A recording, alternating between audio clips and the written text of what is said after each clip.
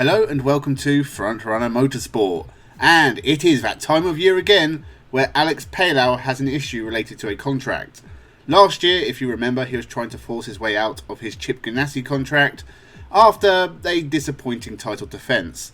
Well, after being linked with every team in motorsport, that was resolved by Palou staying on at Chip Ganassi, but he had also signed a contract with McLaren.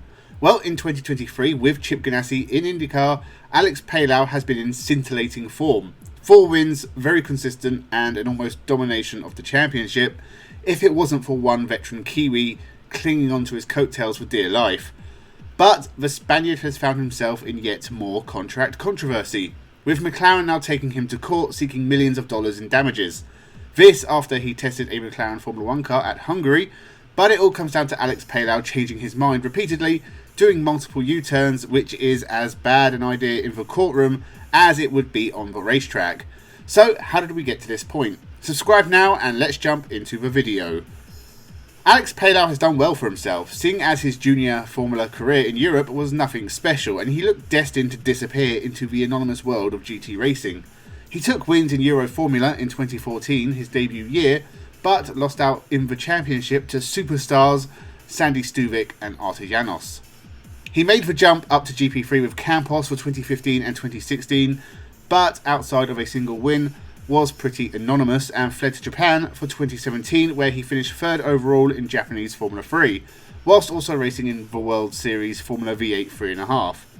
Palou raced for High-Tech in the 2018 FIA Formula 3 European Championship, but did nothing of note still, and it looked like his European single-seater career was over, moving back to Japan for 2019. And this is the part of the story where Alex Palou turns it all around. He finished 3rd overall in Super Formula for Nakajima Racing, a good result for a rookie in the series. He also raced for Team Go in a McLaren in the GT300 class of Super GT. This partnership turned out to be very fruitful for Palou, as it was a joint effort between Team Go and Dale Coyne that brought Alex Palou to IndyCar for the first time in 2020. Even though he was 16th overall and only finished in the top 10 3 times, which did include a podium at Road America, Palou got a move to Chip Ganassi for 2021, took his first IndyCar win at Alabama, and won the championship. A fantastic story of a young Spaniard who failed to impress in Europe, but redeemed himself in Japan before conquering America. However, 2022 did not go to plan. Not that it was terrible, he still won a race and finished 5th overall, but there were rumblings in the paddock about some friction between Palou and Chip Ganassi. The American team announced mid-season that they had taken up the option on Alex Palou's contract to keep him on board for 2023. Alex Palou refuted those claims and said he had already made his intention to leave for McLaren clear. This ended up in a standoff between the two parties that dragged on for the rest of the season. McLaren threw some fuel on the fire by announcing they had signed Alex Palou as a Formula 1 reserve driver and to join the 3-car Arrows McLaren IndyCar Challenge. Chip Ganassi retaliated by standing firm and launching a legal challenge against Alex Palou. In the end, all 3 parties sat down, worked out their differences, and it was seemingly all sorted. Alex Palou would race for Chip Ganassi in IndyCar for 2023, whilst also being a McLaren Formula 1 reserve driver and doing a couple of tests, with the ultimate view being that Alex Palou would be a McLaren driver in 2024. Well, now Alex has thrown another spanner in the works. Not only is he leading the championship in 2023, but he has been in top form, and has now told McLaren he won't be honouring that contract. McLaren, obviously unhappy that the driver they put in their Formula 1 car in Hungary has decided to turn their backs on them, has now launched a multi-million-dollar lawsuit against Alex Palou. So the annual Alex Palou courtroom contract drama begins once again, all because he can't make up his mind. If he had just accepted he was going to spend another year with Chip Ganassi, he wouldn't be in this position. If he really wanted to go to Arrows McLaren, he would just do that. But now he's winning again with Chip, he wants to stay. Even though there is no guarantee he's going to be champion again in 2024, he might do just as well with Chip Ganassi as he would McLaren. Not to mention this may kill off any ambition for Formula 1.